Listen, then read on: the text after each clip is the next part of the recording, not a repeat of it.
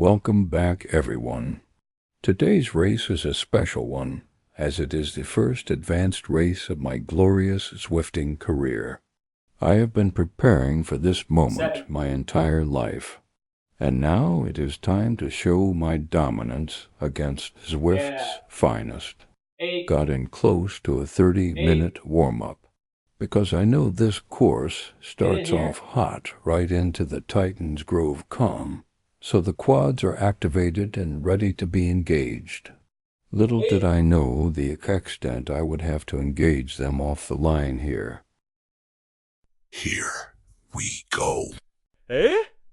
Christie engages the quads right off the line here, sprinting ahead of the entire field. What a welcoming to the advanced category. I am a little flustered, but I remain calm.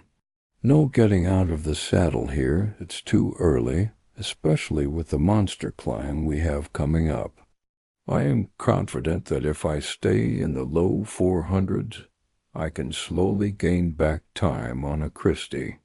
Regardless, there is no shot I get dropped in the first 5 minutes of my first advanced race. As expected, a Christie steps off the gas and everyone manages to regroup. However, now we are at the base of Titans Grove. There is a long and grueling climb ahead. My goal is just to survive. Nothing too crazy happens through here. Everyone is pushing heavy watts, myself maintaining high 300s. I am hurting, but I know that if I can just survive to the summit, I have a good shot of staying with the group through to the finish. Just over 4.5 minutes deep now, and we are still averaging over 350 watts. This is the most intense start that I have ever had in a race. Thankfully, over the top of the knoll here, we enter a flat zone and manage to get a little break.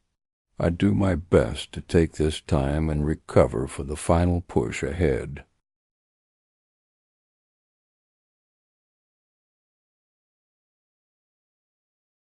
Now we enter the final push. I prepare to engage the quads. I am repping low 400 watts through here. Even with that effort, I am barely managing to hang on to the pack. However, I am staying seated and staying in control, which is key here. My heart rate is climbing, but I am still under 175, which is a very good sign. If I only briefly touch 180 near the top, I should be able to recover fairly nicely. I get out of the saddle here as I notice the pack is starting to string out, and that I will need to push into the 500-watt territory to stick with the pack through the knoll here. I have come too far to get dropped this close to the summit.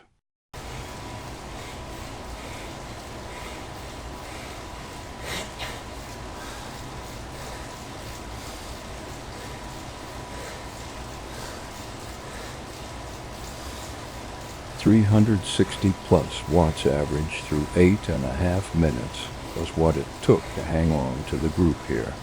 I couldn't have asked for a more thrilling start. Now the group has bundled back up, and the goal is to try and recover as much as possible through the downhill to build. That leg's back up for a big final effort through the flats. Gets a little boring through the downhill here. I think everybody is just absolutely devastated from that climb.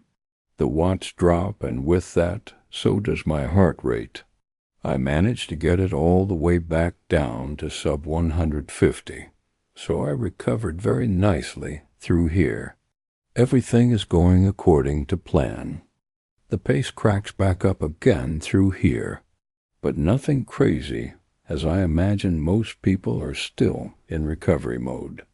I just match the pack's pace through here, and feeling pretty good again now, so ready for anything that may come. It remains pretty boring through here.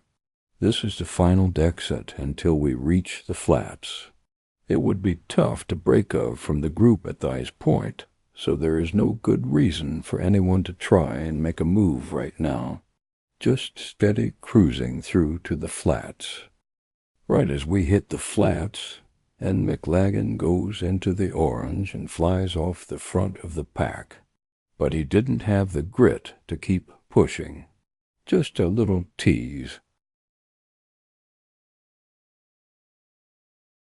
I cranked the watts to catch up and accidentally. Ta-da! Lead real quick. Pretty boring again through here. No high watts, no one making a move. Just plugging along. Things get a little interesting here. Not really sure exactly what is going on, but everyone is like swerving around. The watts are ramping up. People are definitely getting antsy. During the chaos, McLagan starts to pick up the pace and make a bit of a move off the front of the pack. I notice the distance increasing between him and I and begin to pick up the pace. As you can see, I'm having to dig deep a bit here. But as usual, I remain calm and begin my steady comeback. As you continue to watch my glorious chase down, let's take the time to recognize our fallen soldiers, T. Purcell and M. DeVere, who are each 25-second plus back now. It was an honor to complete the KOM at your side. I managed to complete the chase down, as did the rest of the pack. It is now 5 brave warriors still seeking the victory. Shortly after, regroup.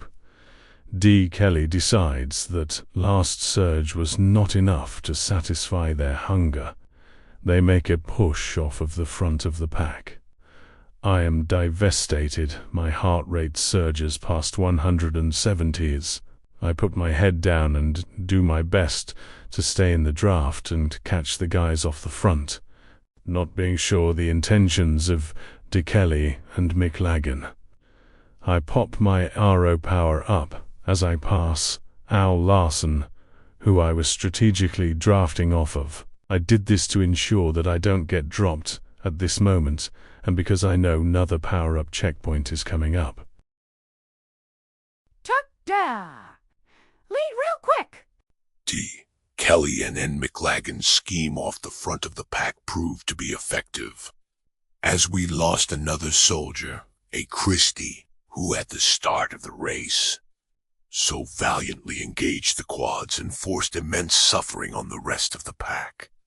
Now only for elite soldiers remain in the chase for victory. Managed to secure a feather power up through the final checkpoint. I may actually have a shot at winning this thing. Would be a crazy debut on the advanced circuit. What are you done? Larson. Larson so hastily pops his feather power up for seemingly no reason. Did he get a case of the Butterfingers? Is he really down this bad? Or has he just gone completely insane? Well, let's just give a premature reap to R. Larson. He is still with the pack, but at what cost? Now we enter limbo. That time of about 1.5 miles left until the final mile, where people are looking to conserve as much energy as possible for the finish. Interestingly, though, D. Kelly does make a little bit of a move off of the front, but it is short-lived.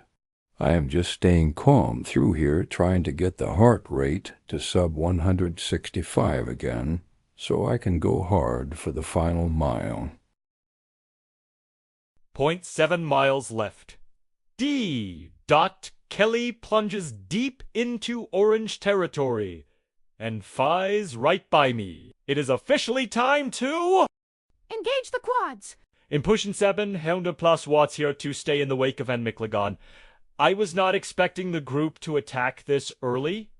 My only concern right now is surviving. But then everyone comes off the gas. I glide to the front of the pack, and at this point, I am so flustered I have no idea what to do. Self-doubt infiltrates my mind. I should have popped my feather and just given it all I have to the end. However, instead, I stay seated, worried that if I go now, I will die and these guys will destroy me. I start getting past and then literally forget my power-up exists. At this point, I am no better than R. Larson. My sense of direction and time are completely distorted. Once we hit below 0.1 miles, I finally remember about my power-up. I have wasted valuable time. Then R. Larson passes me. And I think... It can't end like this. I dig debium in the top 3. No way I let our Larson beat me after already declaring his death. Second place. Kudos to all, especially our Larson. Sorry for doubting you. Thank you for the extra motivation. I am more than happy with my result today. Now witness as dispatch of the final post-race demons.